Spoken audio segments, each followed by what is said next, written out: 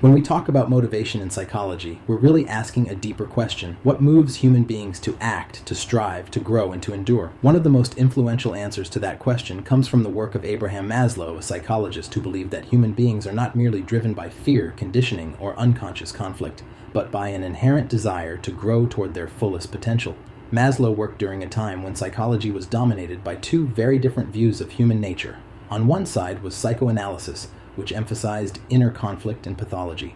On the other was behaviorism, which focused almost entirely on observable behavior and external reinforcement. Maslow found both perspectives incomplete. He believed they overlooked something essential about the human experience, the drive toward meaning, purpose, and self-fulfillment. To explain human motivation, Maslow proposed what has become known as the hierarchy of needs. Rather than seeing motivation as chaotic or purely reactive, Maslow argued that human needs are structured. Some needs are more fundamental than others, and they tend to assert themselves in a predictable order. This hierarchy is often visualized as a pyramid, beginning with the most basic requirements for survival and moving upward toward the highest expressions of human potential.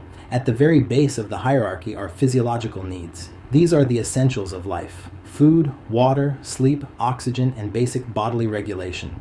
When these needs are unmet, they dominate attention and behavior. A person who is hungry, exhausted, or physically unwell is not primarily concerned with self-esteem or personal growth. Survival takes precedence. Maslow's point here is simple but powerful. Before we can talk about flourishing, the body must be sustained. Once physiological needs are reasonably met, attention shifts towards safety and security. Humans seek stability, predictability, and protection from harm. This includes physical safety, health, shelter, and financial security. When safety is threatened, whether through violence, instability, or chronic uncertainty, the mind becomes oriented toward protection rather than exploration. Growth is difficult when survival feels uncertain. As safety becomes more secure, a different kind of motivation emerges: the need for love and belonging. Human beings are deeply social creatures. We seek connection, intimacy, friendship, and a sense of belonging to families, communities, and groups. Maslow emphasized that psychological well-being depends heavily on meaningful relationships. Chronic isolation or rejection can be just as damaging as material deprivation.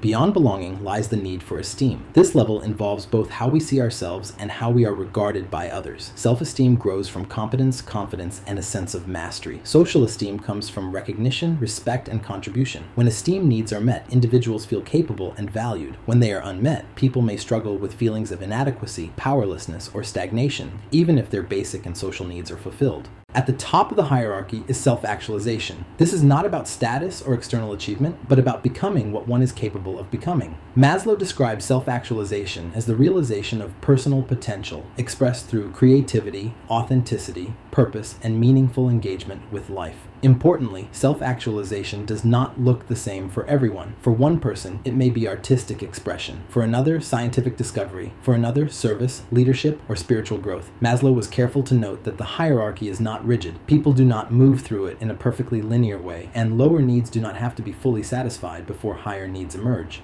Life is complex. However, when lower needs are chronically unmet, they tend to pull attention downward, making higher pursuits far more difficult to sustain. Later in his career, Maslow even suggested that beyond self-actualization lies self-transcendence, a concern for others, for ideals, and for purposes larger than the self. This insight further emphasized his belief that human motivation ultimately reaches beyond mere survival or personal success. What makes Maslow's framework so enduring is its humanity. It reminds us that learning, creativity, moral development, and psychological health do not occur in a vacuum. People thrive when their basic needs are met, when they feel safe, connected, valued, and free to pursue meaning. In a world that often demands performance without regard for well-being, Maslow's hierarchy offers a grounding truth. You cannot expect growth from individuals whose foundational needs are ignored. Human potential unfolds best when the whole person is acknowledged: body, mind, relationships, and purpose together. That is the enduring contribution of Maslow's vision, a psychology not just of behavior, but of becoming.